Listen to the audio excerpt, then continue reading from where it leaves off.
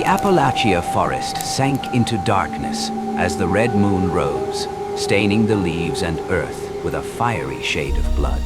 The wind howled through the withered pines, twisting like eerie fingers, while the mist revealed ancient trees whose silhouettes resembled human figures. A forgotten village from the 18th century emerged faintly among the woods. Roofs collapsed, doors hanging loose, gravestones covered in moss. Whispers drifted through the air, stirring the uneasy sense that someone, or something, was watching every step. Beneath the blood moon, strange markings on the ground seemed to beckon any curious soul into the land of the dead. The group of hikers pressed deeper into the forest. What began as a weekend adventure had turned into something else entirely.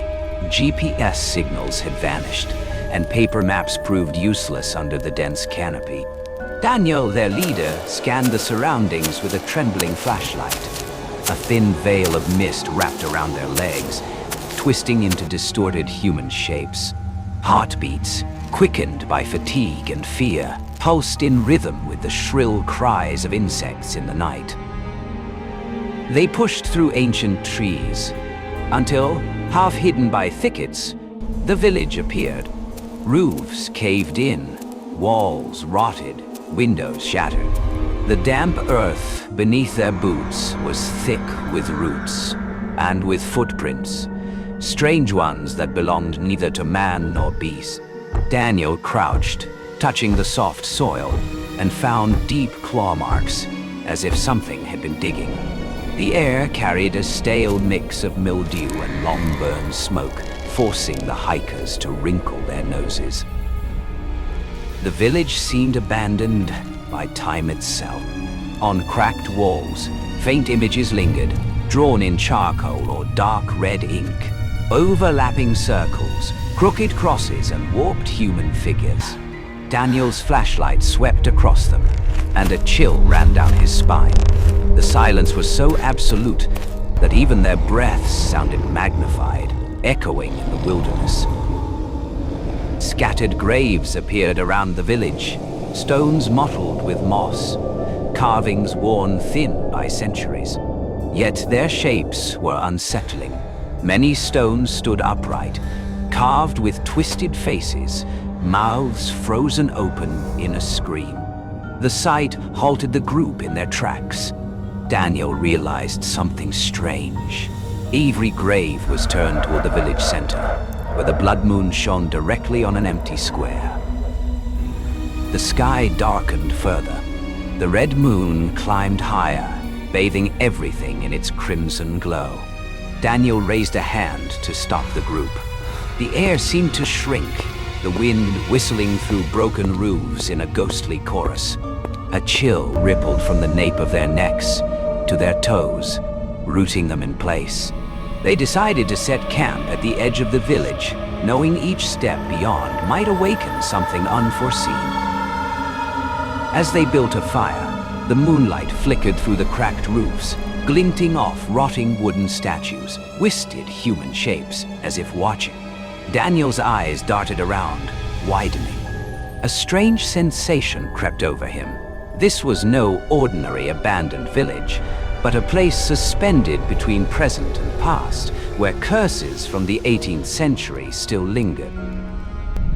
The hiss of wind, the rustle of dry leaves, and fleeting shadows weaving among the ruins pressed on their nerves. Each hiker felt it. This was not just being lost in the forest. They had stepped into something alive, something watching, something waiting. As the blood moon illuminated the village square, Daniel exhaled heavily. They were lost, not in mere darkness, but in a darkness thick with blood and an ancient curse. The night deepened. The blood moon hung over the treetops, painting everything in the village with its crimson light. The hikers strained their eyes, every small sound now warped and uncanny. Rustling leaves, snapping branches, strange shuffles in the undergrowth. All of it felt like someone was gliding just beyond their vision, always too quick to catch. Daniel led the way, his flashlight sweeping over the ruined houses. On the rotting wooden beams, he noticed strange markings, overlapping circles, crosses, and distorted human figures. They were not decorations, but signs of an ancient ritual, as if a cult had once used them to claim territory and ensnare victims. A shiver ran down his spine as he realized. All the symbols pointed toward the village square, where the blood moon cast its full glow on a massive stone slab. A faint hiss rose from the forest. The group whipped around, flashlights cutting through the trees, but they saw only leaves trembling. It wasn't the wind. The hiss grew longer, woven into the rustling of the forest, and their hearts began to pound. One of them, Emily, felt an urge to walk into the woods, her feet sliding over dry leaves without her will. Daniel seized her arm, but the pull remained, a force invisible yet insistent, dragging her toward the dark. They moved around the village, clinging close together. But under the blood moon, even the smallest gestures grew distorted. Tree shadows danced across walls, broken roofs seemed to sway, and the rotten wooden statues turned ever so slightly when no one was watching. The stench of damp earth and acrid smoke thickened, filling their noses and throats, leaving them nauseous and dizzy. At the square's center stood the moss-covered stone. Daniel leaned in close and saw old traces, dried bloodstains, knife-scratched grooves, and deeply carved circles. The very same symbols he had once seen in history books. Each circle was like a demonic eye watching, each incision a reminder. This was where ancient rituals had taken place. The wind rose, and the whispers grew louder. They were no longer faint or vague, but hundreds of voices murmuring at once, incomprehensible yet chilling enough to freeze the spine. Emily trembled, clutching Daniel's hand, when suddenly a shadow swept past the forest's edge, swift and fleeting. It was impossible to tell whether it was a cultist or the ghost of an ancient villager, but it was enough to warn them. They were no longer safe. Daniel's breath hitched as the truth dawned. The blood moon was not a natural phenomenon. It was a signal, a time for the ritual to begin. The markings on beams and stone, the whispers in the air, all were preparing for one purpose: to summon the dead and claim the living who had strayed into the village. The group hurried back toward their campsite, but the path was no longer the same. Houses now bore new walls and corridors that had not existed before, as if the village itself was alive, shifting, breathing, building its own labyrinth. The whispers grew nearer, seeping through cracks in the wood, slipping into their ears with no resistance. Emily glanced back, and her eyes widened. Cloaked figures emerged between the trees, faint yet undeniable. They carried sharp objects, their movements gliding noiselessly among the trunks. Daniel yanked her forward, breath shallow.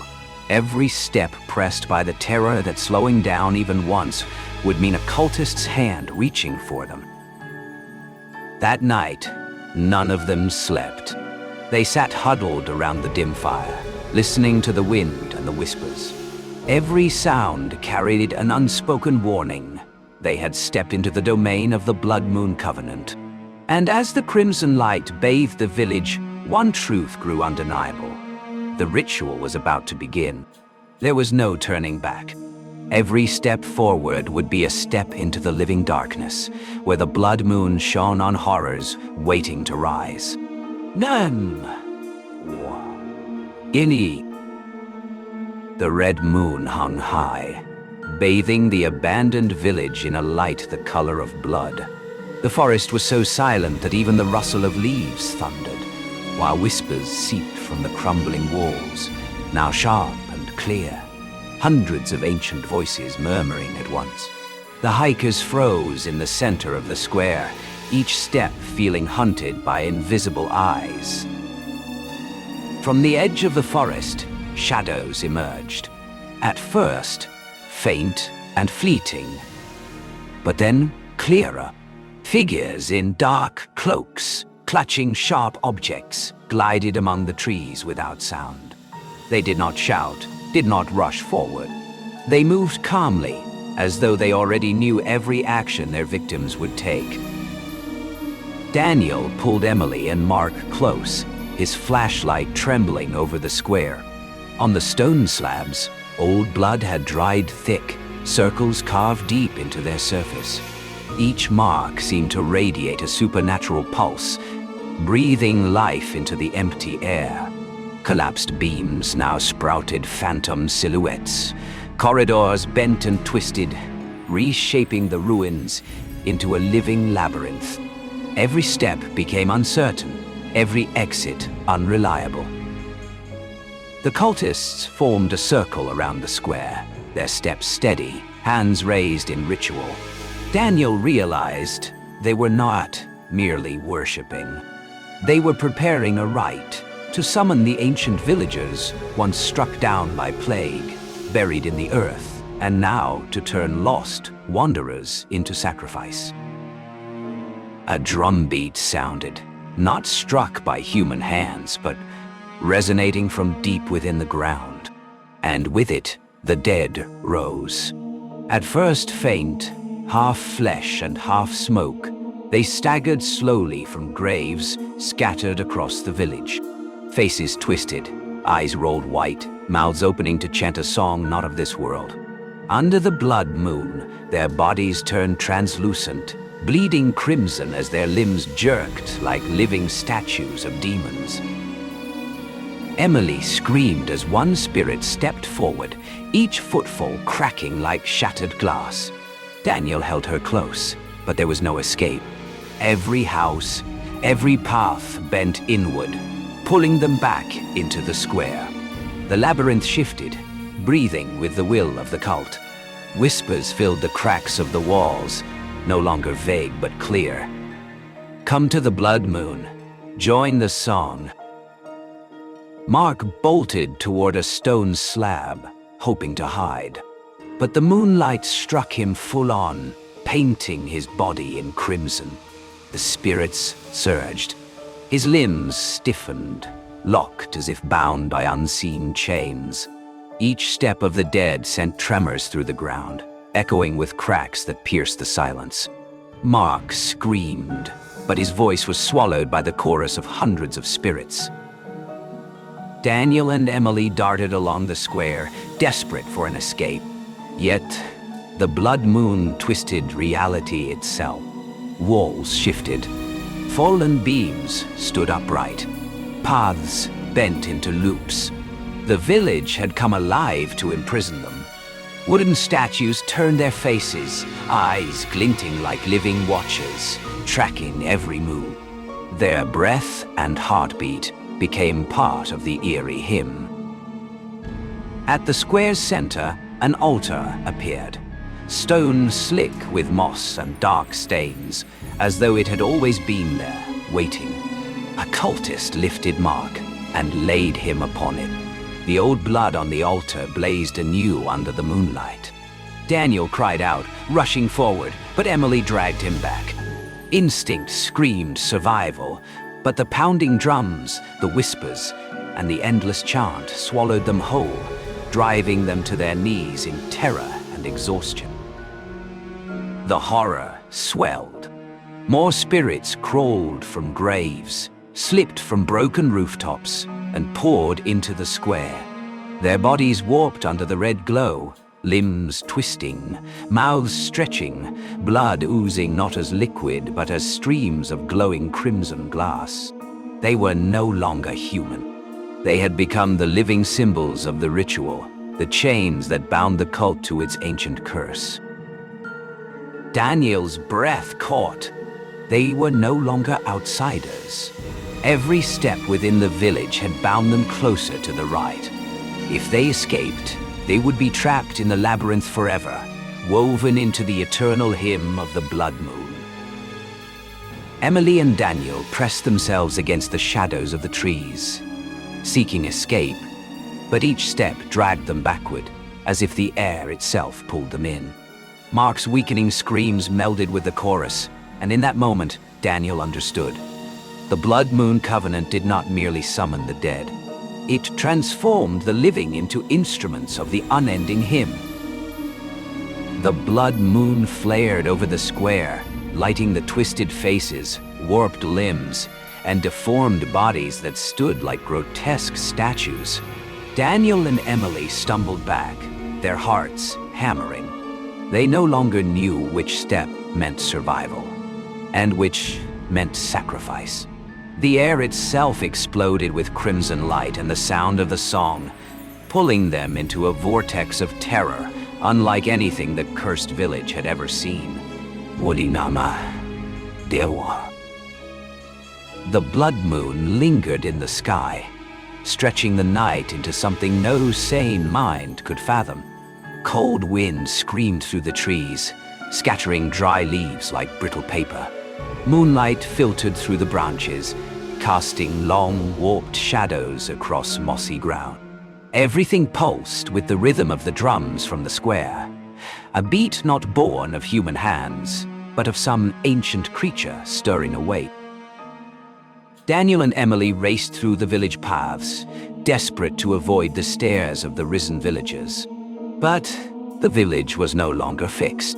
The roads twisted, reshaped with every breath of the cult and every flicker of moonlight. Ruined houses shifted positions, forming walls where none had stood before, trapping them in a living labyrinth. The whispers grew sharper. They were no longer distant, but threading directly into their minds, urging, pulling, threatening. Emily stumbled, and from a broken rooftop, a villager's spirit hurled itself down. Its body was translucent, limbs contorted, eyes glazed white. Each movement cracked like breaking glass. Daniel seized her arm and dragged her onward, heart pounding, lungs burning. From the trees, cultists emerged, gliding like phantoms beneath the blood moon. They did not scream or chase. Their mere presence suffocated, each step pressing on the victim's spirits. Their footfalls droned with eerie resonance, echoing through the broken walls. Daniel realized the red moon and the ritual had transformed the village into a mystic maze, where the rules of the world no longer applied. They darted into a ruined house, moonlight flickering through shattered windows. For a split second, a villager's spirit stood before them, body warped, skin translucent, dark blood seeping like hardened glass. It raised its hand, mouth gaping, releasing a chorus of whispers and chants that clawed at Emily's sanity. She screamed, but her voice did not carry into the night. It echoed only in her own mind, eroding her reason. Daniel pulled her out, but the maze kept shifting. Collapsed walls fell away, opening new paths that always curved back toward the square. And there, they saw the horror. Mark, their companion, laid upon the stone altar. His body was rigid, eyes wide and unblinking. Around him, the villagers bent and twisted, their mouths pouring out the eternal hymn. Mark was no longer human. He had become a new link in the ritual, a living statue beneath the blood moon. Emily lowered her head, tears streaming, but dared not sob.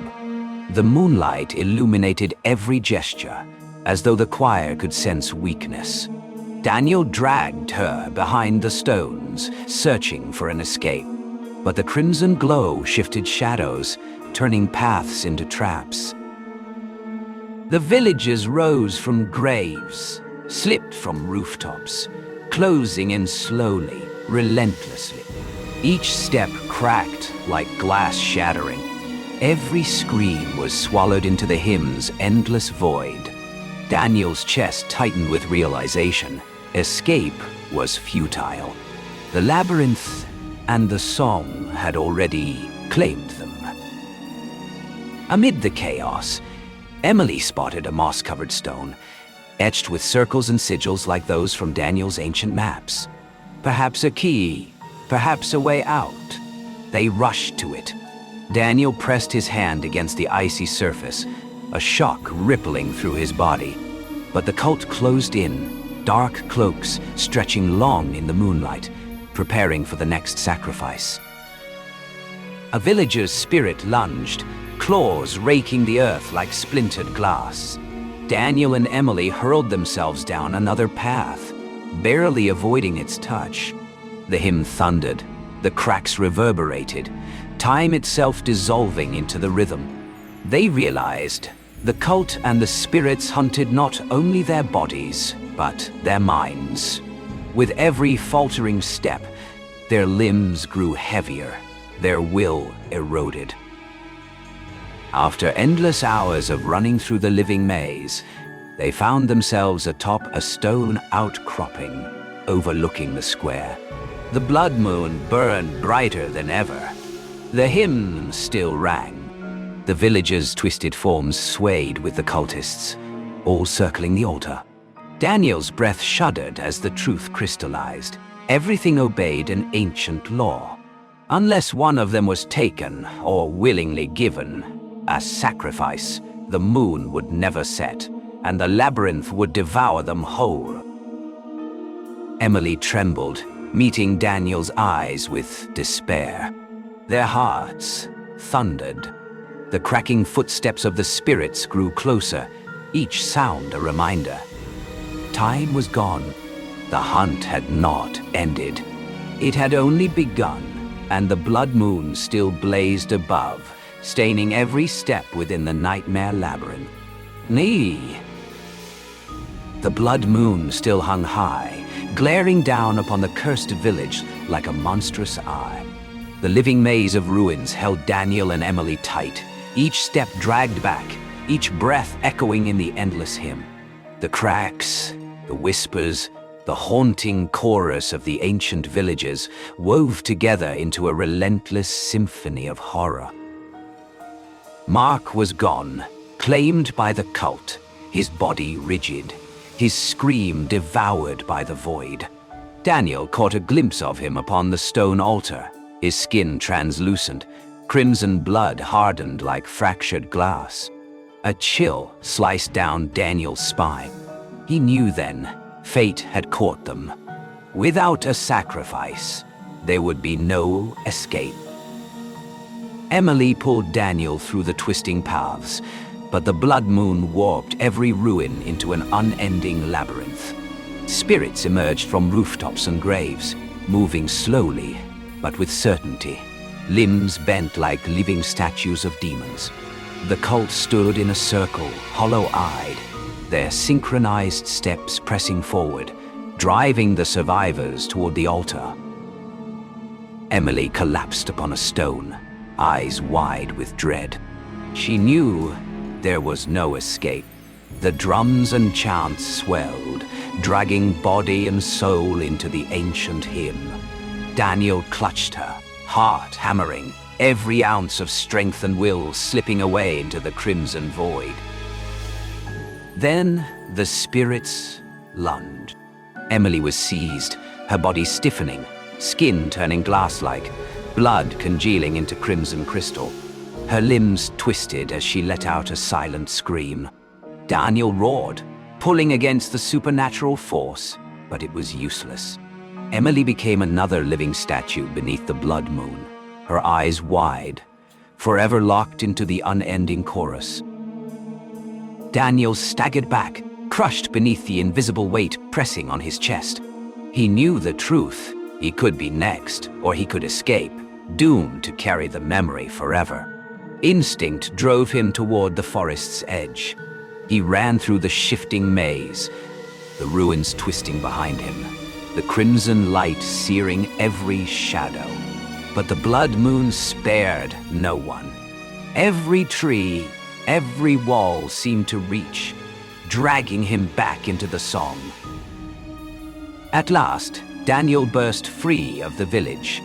The blood moon still burned above, casting its glow on the square where the cult and spirits stood unbroken, as though the ritual had never paused.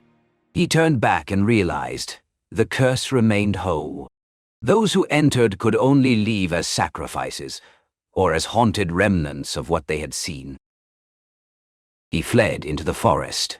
Emily and Mark etched into his mind, their twisted forms, their wide, silent eyes, their screams devoured by the hymn. The whispers followed him in the wind, promising the blood moon would rise again. The blood moon covenant had never ended, and any who dared step into that place would become the next link in the unholy song. The hissing wind, the cracking echoes, and the crimson light still pulsed within the woods, a warning to all who'd wander into the domain of the ancient curse. Daniel had survived, but the spirits of Emily, Mark, and the villagers would haunt him forever. An endless nightmare beneath the blood moon. Wah!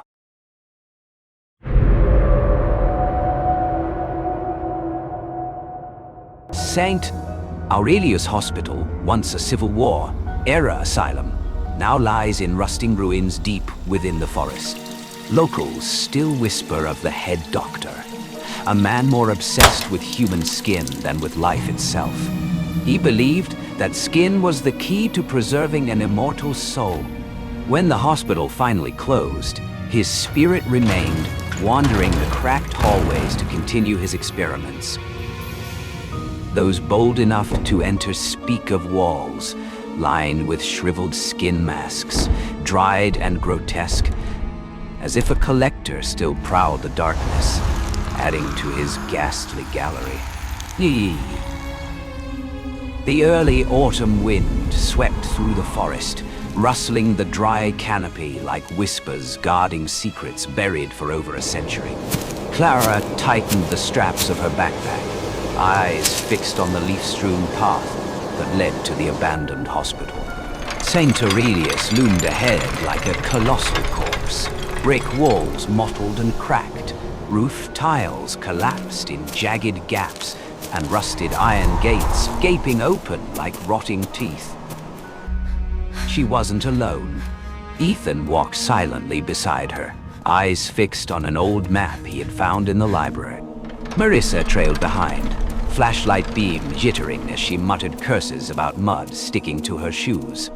They were all senior nursing students, searching for material for their theses. Clara's reckless idea, researching the history of American psychiatric medicine, had led the group to this place, long rumored to be haunted. Inside, the air was thick with mildew, tinged with rust and something faintly acrid, like burnt flesh. The dark corridor stretched ahead, its peeling walls exposing raw red brick, stained with dark brown patches that looked disturbingly like dried blood. Every footstep echoed tenfold, bouncing through the rows of empty rooms until it sounded like ghostly whispers all around them. Clara opened her notebook, scribbling down details. The structure of the wards, barred iron windows, broken bed frames. Ethan rummaged through splintered drawers, pulling out yellowed medical files, the scrawled handwriting of 19th century doctors still legible in faded ink.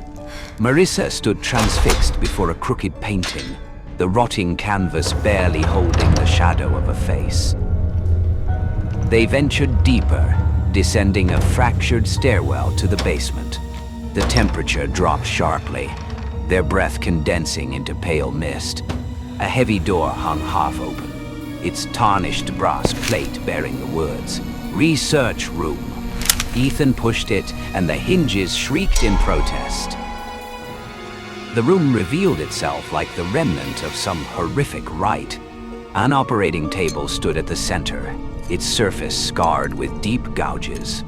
Along the walls, rust-eaten shelves held scalpels, clamps, and scissors crusted in green corrosion. Mounted wooden frames displayed thin, stretched sheets of skin, yellow-gray and brittle with age. Clara froze, heart pounding. One piece bore the shape of a human face, its hollow eyes and gaping mouth frozen in an eternal scream. The flashlight's beam made its surface glisten, damp, as though freshly preserved. Clara staggered back, her hand shaking as she tried to write, but her pen slipped from her grip and clattered onto the cold floor. No one spoke. In the suffocating silence, the sound of dripping echoed somewhere in the dark, steady and rhythmic, like a heartbeat. Clara glanced at Ethan, who was unfolding a crumpled note. Marissa's eyes, however, were locked on the wall of skin masks, her lips trembling but no words escaping. Suddenly, the heavy door slammed shut. Darkness swallowed the room whole. A gust of icy wind swept through, carrying the metallic tang of fresh blood. Clara fumbled with her flashlight, its flickering beam catching for an instant, enough to reveal a figure in the corner, its face pressed against the wall of skin. Then the light died completely. In the blackness, a sound seeped into their ears, slow, deliberate, unending. The rasping scrape of skin being peeled, tearing inch by inch, echoing from somewhere in the dark. Istens. Ein. The weak flame from Ethan's lighter flickered across the wall, its surface swollen with patches of skin that seemed to rise and fall, as though breathing. Clara's throat tightened, Marissa trembled, and in Ethan's hands lay a nearly disintegrated journal page. Human skin is the second soul. If removed properly, memory can be preserved, then worn upon a new body. Experiment no. 47 failed. The patient screamed until the vocal cords tore. But immortality is only a few layers of skin away. Clara shuddered. Ethan folded the brittle page quickly and shoved it into his backpack. "We have to leave," Marissa whispered. But when they reached the stairwell, the door was sealed shut, cold to the touch, as if freshly welded. The hallway wind howled, reeking of rust and charred flesh. In the shadows, a figure flickered, then vanished. With no other choice, the three returned to the research room, searching for another way out. "While rummaging," Marissa shrieked, clutching her arm. Clara's eyes widened. Patches of skin seemed to peel away from Marissa's flesh, exposing raw, glistening muscle beneath. Yet when she touched it, the arm was whole again. Marissa sobbed. I saw it come off," before collapsing, trembling uncontrollably. No time remained to comfort her. They pressed on and found another door. Its corroded brass plate read, "Exhibition Room." Inside, the air was thick, clogged with the stench of burnt skin and chemicals. Under the trembling flashlight beam, glass cabinets lined the chamber. Inside hung taut, hardened sheets of skin. Some stretched into entire faces, eyes hollow, mouths agape in frozen screams. One mask still dripped fresh blood, glistening as though just torn away. Clara staggered backward, tripping over something soft. When she looked down, horror gripped her. It was the skin of a human hand, nails intact, curled on the floor like a discarded glove of flesh.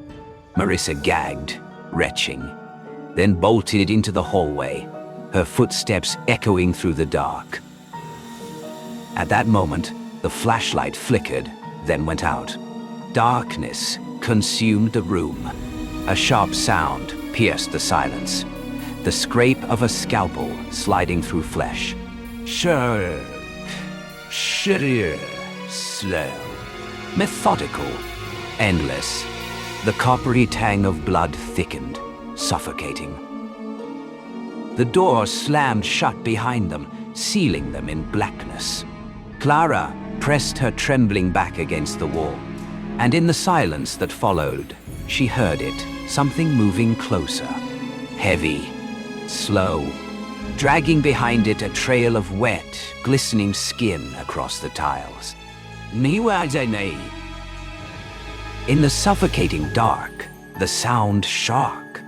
shark, sliced into their ears, like a scalpel peeling skin just inches away.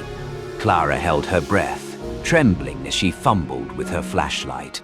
The beam sputtered to life, cutting into the shadows, revealing a figure slowly emerging from the corner. It was tall and skeletal, clad in a blood-stained, tattered lab coat. But the face, the face, was the horror. It did not stay still. Layers of skin shifted and slid like masks. A bearded man's wrinkled visage dissolved into the hollow-eyed face of a woman, then morphed into the warped features of a child. Dozens of lives seemed forced into one body, screaming silently beneath the surface. Clara staggered back, breath strangled in her throat. Marissa shrieked, the sound ricocheting off the glass cases, echoing like a chorus of tortured throats. The thing, the collector, moved deliberately, relentlessly. Its unnaturally long hands dragged across the floor, claws hooked like iron, pulling behind it a trail of slick, glistening flesh. Ethan pressed himself against the wall, trying to remain calm. Then the darkness swallowed him whole. A hidden door slammed shut, separating him from the others. Clara only heard his frantic footsteps fading down a hallway, then silence. Alone in the corridor, Ethan felt his cheek burn tight. When he touched it, panic seized him. His skin was sliding loose, thin as wet cloth. With every step, the sensation spread, as if invisible fingers were pulling his face from the bone. A distorted laugh whispered in his ear. "Skin is the soul, and soon you will be mine." Meanwhile, Clara dragged Marissa through the ward.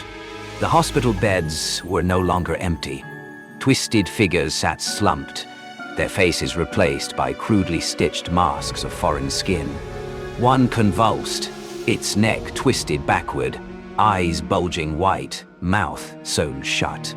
It shook its head violently, groaning through a muffled throat. Marissa broke, shoving through a side door and vanishing.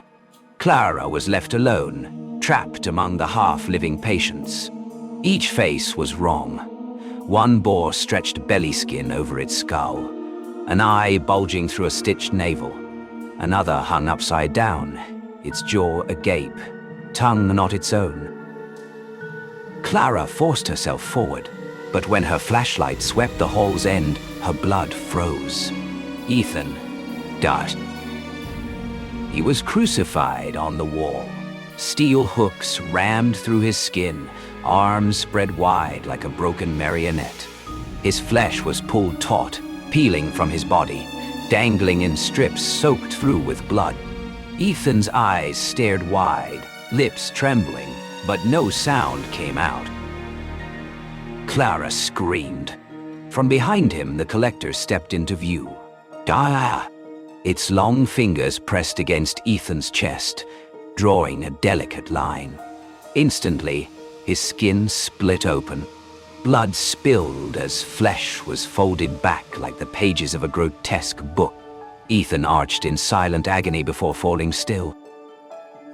Clara stumbled backward, shaking violently. From a nearby doorway, Marissa emerged, her face pale as death. But when Clara looked closer, horror consumed her. A crude stitch ran from cheek to throat, the skin of her neck patched together from mismatched fragments. Marissa whispered for help, then collapsed. Her entire body convulsed, and her skin began sliding off in sheets, slapping the tiles like a drenched, rotten garment. Clara's scream ripped through the corridor. She turned and ran, the hiss of the scalpel scraping close behind, footsteps heavy and relentless. The hallway stretched into infinity.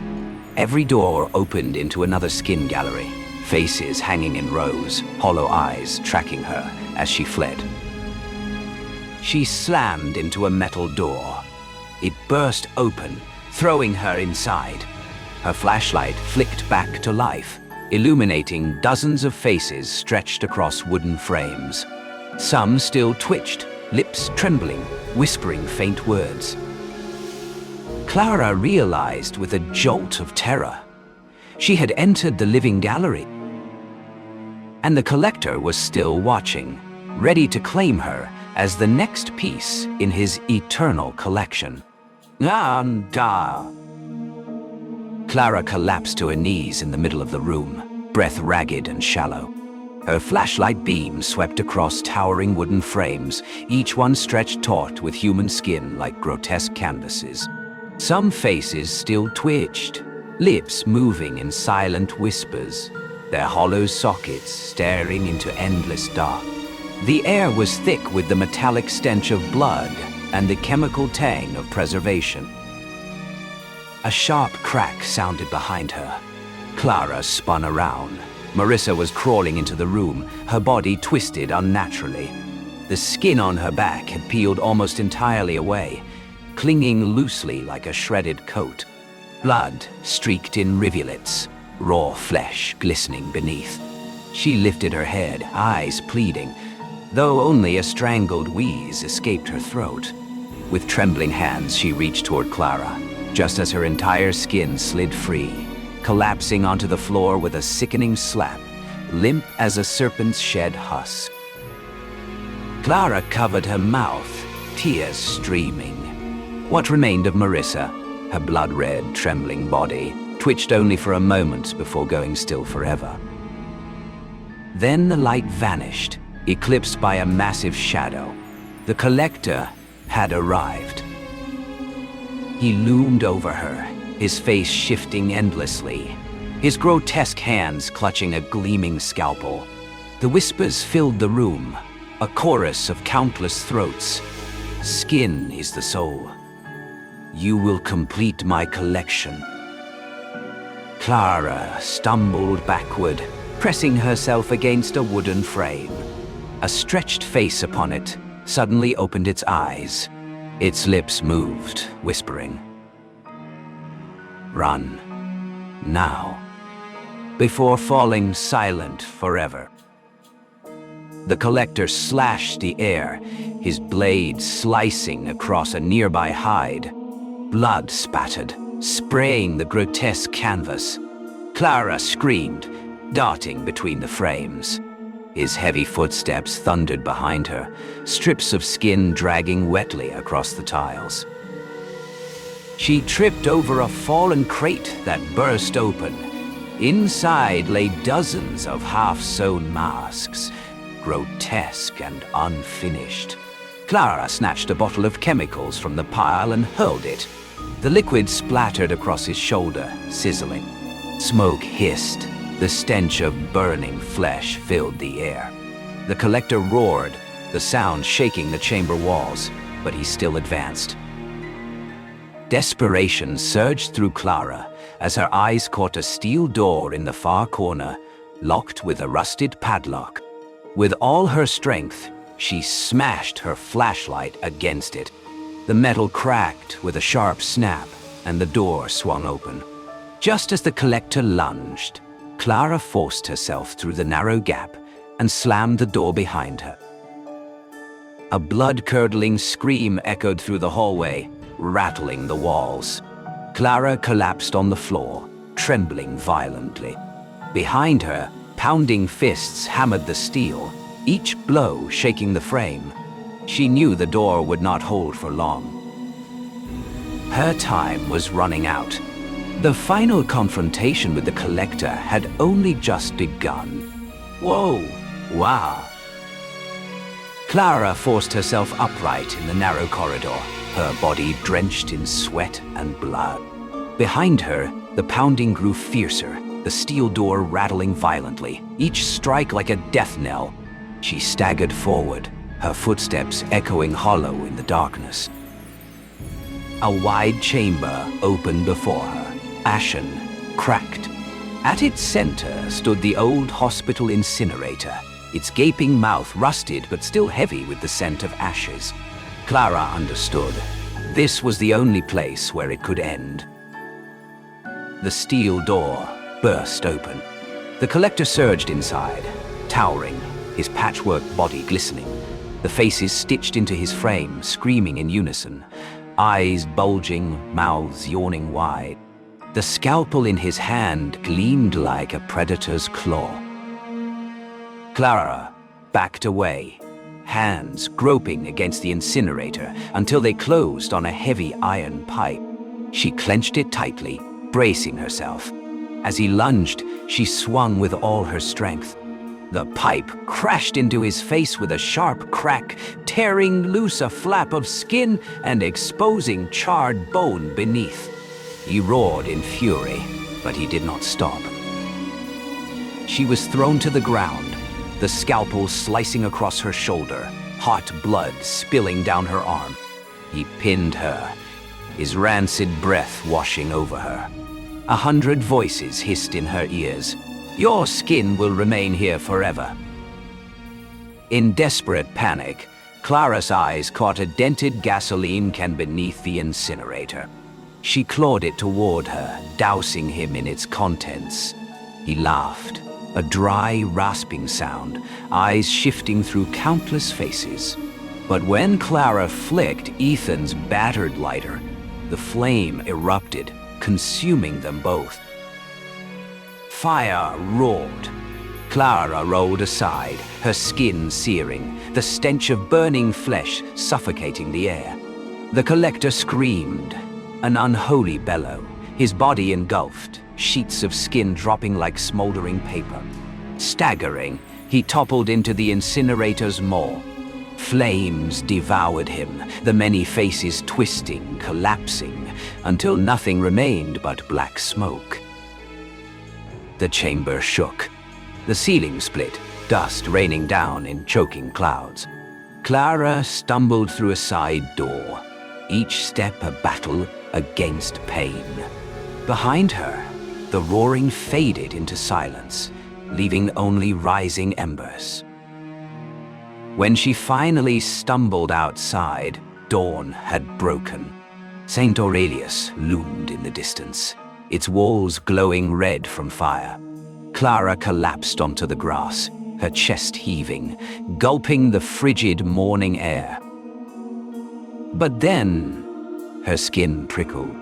A crawling itch spread across her arm, as if unseen fingers tugged from beneath. She looked down.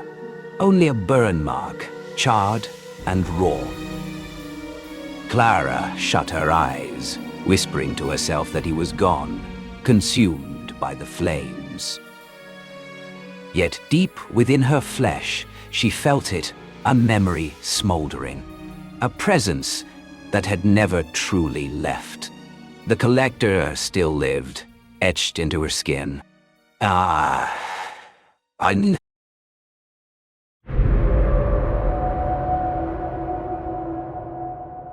The night wind swept across the Nevada desert, carrying with it a chill and the tang of rusted metal from ruins half buried in the sand. In the distance, the dark silhouette of an abandoned military facility loomed, a scar from an era when America buried its deepest secrets. In that place, silence was never complete. There were always faint sounds rising from beneath the earth. Whispers that blurred the line between wind and human voice. They say that anyone who stops to listen too long will never remain themselves. And once the sand has swallowed a secret, it never gives it back. The afternoon sun scorched the Nevada desert like a heated blade, slicing through every grain of parched sand. The old pickup truck rattled as it bounced along rugged trails, leaving behind a long plume of dust like smoke in the air. Inside were 4 figures. Jackson, the weathered treasure hunter, his eyes etched with fatigue. Claire, the young archaeologist clutching a bundle of old documents on forgotten test facilities. Miguel, the resourceful engineer who never let go of his toolbox. And Travis, the lanky local guide whose gait... They had come chasing a rumor. Hidden deep within the restricted lands near Area 51 lay an abandoned military depot, a place where technologies too dangerous to speak of had once been tested. Whispers claimed that somewhere inside was a piece of cargo, never meant to see daylight, something powerful enough to change the life of anyone who found it. For Jackson, it was a last chance to escape a trail of failed expeditions. For Claire, it was the lure of historical truth. For Miguel, it was simply a paying job. As for Travis, no one truly knew what he sought. The truck ground to a halt in a clearing between sand dunes, where rusted metal frames jutted out like the bones of some ancient beast. The stillness was so absolute that every breath seemed to echo in their ears. As the group advanced, Travis froze, tilting his head as if listening. "Hear that?" he murmured. No one answered. Only the hiss of wind scraping across the sand replied. Then Claire spotted it, a metal hatch half buried in the dune. It was as large as a bunker door, its steel surface scarred with scratches. When Miguel rapped it with his knuckles, the sound rang deep and hollow, accompanied by something stranger. A faint undertone, like whispers rising from below, uncertain whether it was mere echo or a human voice. The group fell silent. In the vast emptiness of the desert, quiet was no longer just quiet. Jackson tightened his grip on the flashlight, eyes locked on the darkness beneath the hatch. He knew every journey reached a point of no return, and they had just crossed it. Aye! Sand crunched underfoot as the group gathered around the steel hatch. Miguel gripped his crowbar and flashlight, sweat streaming down his face even though the sun had already dipped below the horizon. The screech of metal tore through the silence as rusted fragments flaked away. When the hatch finally gave, a rush of cold air surged upward, carrying with it a pungent odor, half the dampness of earth long buried, half the acrid tang of scorched metal. Beneath lay a staircase spiraling into the earth. The flashlight swept across cracked concrete steps, their faded yellow warning paint peeling into nothing. Jackson led the way, each footfall echoing hollowly, as if the depths below were a vast, empty void. The stairwell opened into a corridor, pitch black and stretching endlessly forward. On the walls were strange markings, smeared in faded red paint. Claire leaned closer, eyes gleaming with curiosity. Not English, not Latin either. Her voice trembled as she scribbled notes into her journal. They pushed deeper. Along the passageway, heavy steel doors lined the walls, most sealed with military padlocks. Some rooms lay open, filled with shattered machinery, charred cables, and broken metal tables. On the walls hung battered signs: Test Chamber 3, Containment, Access Restricted, all clawed and defaced, as though some unseen hand had tried to erase them. Travis was the first to halt. He stood frozen, head cocked, ear tilted toward the darkness ahead. "Don't you hear it?" he whispered, voice low and distant. The others exchanged uneasy looks. Only the faint hiss of wind seeped through cracks. But when they strained to listen, Jackson stiffened. From deep within the corridor came faint murmurings, a tangled chorus of voices speaking low. Too many, too indistinct to belong to any single language.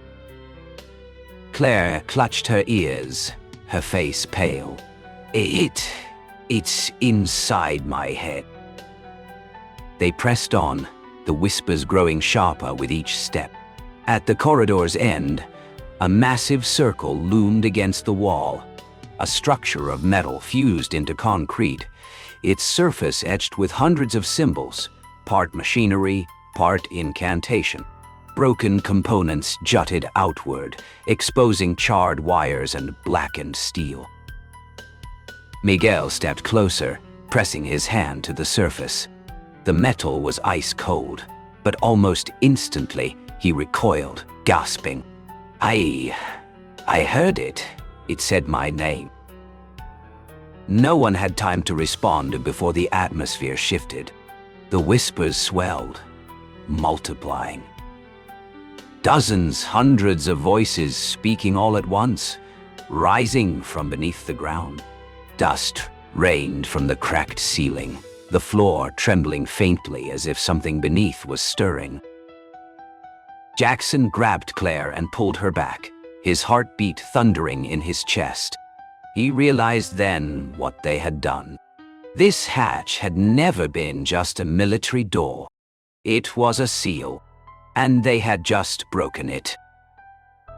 For a single heartbeat, the voices fell silent. And then, in unison, they spoke one phrase that echoed through the corridor. "We can be heard again."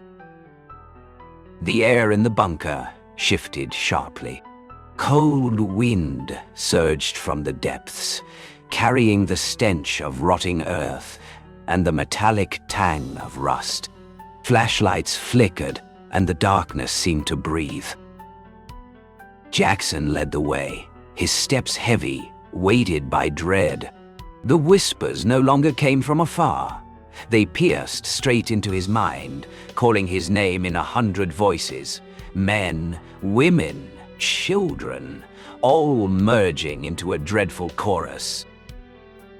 Claire trembled, clutching her notebook tight.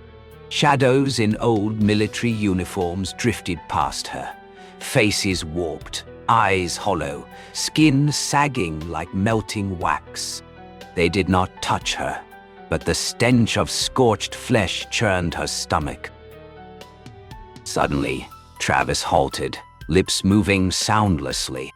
Jackson grabbed his arm, but Travis tore free, his eyes clouding over. "They are calling me. I belong to them." Miguel swung another flashlight beam into a nearby room. The floor was littered with rotting documents. He snatched a few still legible. Project Whisperer. Subject failed containment. Abort. Scattered among them were black and white photographs. Soldiers with blank white eyes, their bodies cracked and splitting, their skin dry as sand. At their feet was a red containment circle, annotated with, "Never break the seal." Then Travis laughed, a dry, rasping sound. Blood streamed from the corners of his eyes, his skin fracturing like shattering glass. A pale red glow pulsed beneath his flesh.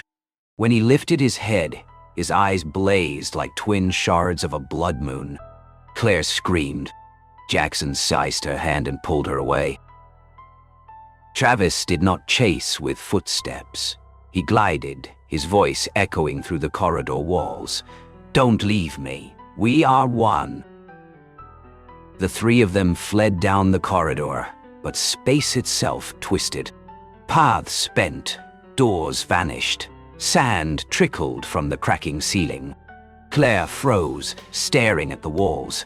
Dozens of human faces bulged from the concrete, lips moving in unison with the whispers.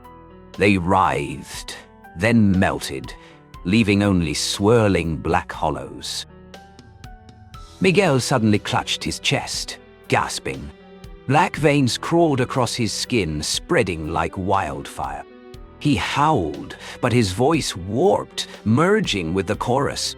As Jackson tried to pull him, Miguel's skin flaked away like dried sand. His bones stretched unnaturally. Blood congealed into glistening black crystals. Miguel collapsed, his body reshaping into a half-human, half-sand monstrosity. Jackson let go, dragging Claire as they bolted forward. Behind them, Miguel's heavy, monstrous steps thundered, mingling with Travis's echoing laughter. They stumbled upon a skeleton in a tattered uniform, clutching a half-burnt journal. Jackson ripped it free, flipping through charred pages. The words that remained clawed at his mind. the seal holds only with intact blood sacrifice. If broken, the entity merges with earth and wind. Do not listen. But it was too late. The whispers consumed their thoughts, no longer just background noise, but woven into their veins, their breath, their heartbeat. Jackson knew that with every second, they were becoming part of the sealed entity itself. When he looked into Claire's eyes, he saw more than fear reflected there. He saw the vision of a barren desert, lifeless, endless, nothing left but wind, sand, and the eternal whispers. Nay. Travis's twisted laughter echoed through the bunker, blending with the heavy, monstrous footsteps of the deformed Miguel. Jackson pulled Claire forward, but the corridors bent and twisted endlessly, warping into impossible shapes. Their flashlight beams danced over walls crowded with countless faces of sand, all whispering in unison. A violent explosion cracked through the air. The ground beneath them split open, revealing a gaping chasm. From below surged a vortex of glowing red sand, swirling like molten blood. Hundreds of withered hands clawed upward, raking at the air, while mouths whispered together, "Stay. Feed us." Jackson and Claire clung to a rusted metal beam as the updraft roared, a wind so fierce it felt like it could strip the skin from their bones. Across the chasm, Travis appeared, his body fissured, his blood glowing crimson. He spread his arms wide, his voice thundering through the cavern. "You don't understand. This is the return. The entity only needs to open its eyes." And then he hurled himself into the vortex. His body shattered into 100 fragments, merging with the storm of sand. From the depths, a colossal pair of crimson eyes opened, forcing every gaze toward them. Jackson reeled as visions tore into his mind. Soldiers of a century past, setting themselves ablaze to seal the monster. Entire towns erased from maps to bury the secret. Claire broke down, sobbing, whispering, "We can't stop it." Grinding his teeth, Jackson dragged her toward a rusted doorway that had appeared in the wall. They stumbled through, collapsing into a chamber vast as an underground chapel. On its cracked stone walls stretched the remnants of a blood-drawn seal, fractured and fading. At the center lay a shattered altar, iron restraints still clinging to its edges. Claire whispered in awe and terror. This is where they imprisoned it." Suddenly, Miguel staggered in from the opposite entrance. His body was half man, half sand and bone, every step shaking the ground. But in his clouded eyes flickered a momentary spark of clarity. Miguel's voice tore through the chamber, ragged and thunderous. "Run, it will use me as the vessel." Then his body ruptured, exploding into a whirlwind of crimson sand that wrapped itself around the broken seal. Cracks spread wider, red light erupting upward, flooding the chamber in a blinding glow. Jackson clutched Claire tightly, his heart hammering. He knew the truth now. What had been sealed for centuries was awakening, and only they remained standing before it, drowned in the darkness, swallowed by the endless whispers. Yeah. The chamber shook violently, glowing red fissures spreading across the floor like massive veins. The whispers grew deafening, no longer faint murmurs, but thousands of voices screaming inside their skulls. Jackson collapsed to his knees, blood trickling from his ears and nose. Claire clutched his arm, her eyes bloodshot, her voice trembling. We can't escape. It needs a sacrifice. If not..." Chunks of ceiling crashed down. The seal on the floor split open, and from the cracks rose countless withered hands. In the heart of the crimson storm, a pair of colossal eyes widened, fixing on them. Each gaze seared their flesh, choking Jackson with agony. In the chaos, visions overwhelmed him. Soldiers willingly burning themselves in this bunker, their blood painting the seal. Villagers turning to ash to contain the entity. Generations burying the truth, all to prevent this moment. He understood. Blood was the key to closing the seal. The final blood had to be human. Jackson turned to Claire. She shook her head, tears streaming down her face. "No, don't. I can't lose you." A faint, weary smile crossed his lips. He pressed her trembling hands around the charred journal they had found. The last legible words burned into her vision. When all else fails, a living heart may close the door. Before she could stop him, Jackson hurled himself into the fractured seal. Sand engulfed him, unseen claws shredding his skin, but he roared through the torment, forcing his bleeding hand down into the earth. A blinding red light flared. The whispers turned into shrieks of anguish, then faded into silence. The withered hands crumbled into dust, the seal glowing one final time before sealing shut. The chamber fell quiet. The wind from the abyss ceased. Claire collapsed, sobbing, staring at the empty space where Jackson had stood. Only red sand remained, silent, as though nothing had happened. She staggered out of the tunnels. Dawn was breaking over the desert. The sun rose, blood red against the horizon. But its light did not bring life. It only echoed the fire that had consumed him. And in the stillness of the morning, Claire heard it, the faintest sound beneath the sand. Not the wind. A whisper. Familiar, dotty, persistent. It had not vanished. It had only gone back to sleep. Waiting for another day. Wah!